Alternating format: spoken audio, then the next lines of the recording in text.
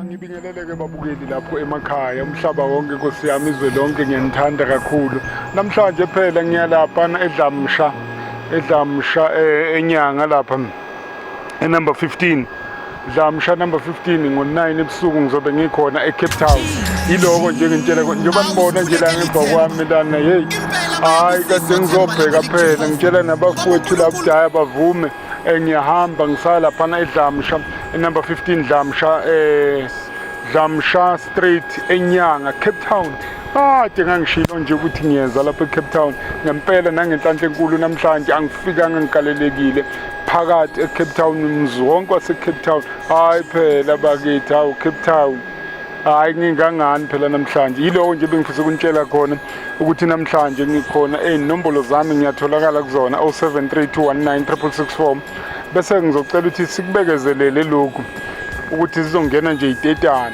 Isizathu esenza ukuthi ngibe nenamba eyodwa kuse ukuthi ngibalekela lokuthi inombolo ziyahackeka. Inombolo bayenza nanoma ngabe yini kodwa ke nje leka 073 hayi ayifunesela njengoba nami nje isela ngalifuni ayifune futhi labo thasi laba nje nami ngingabafuni. That's why okwamanje inombolo yami nje iseyodwa kuphela.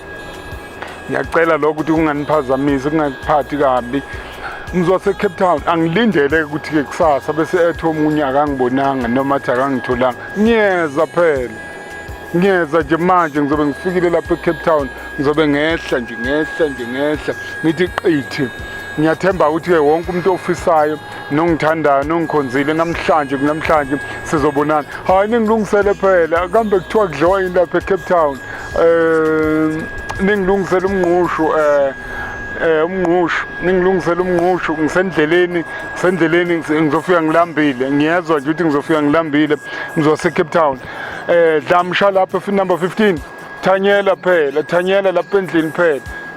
Vacuum nje kahle kube kuhle sengifikile noma kanjani lapho ngizobe ngikhona kungekudala ngo9 ebusuku ngiyaqala ngasebenza njengoba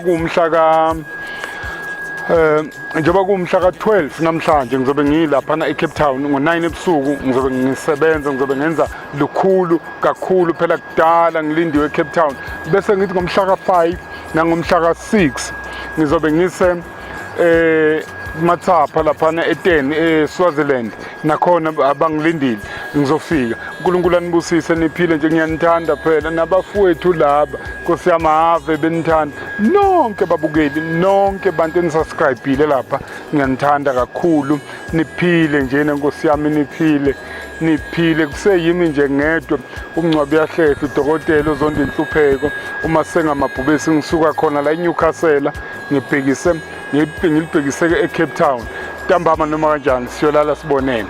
uNkulunkulu anibusise ngiyanithanda niphile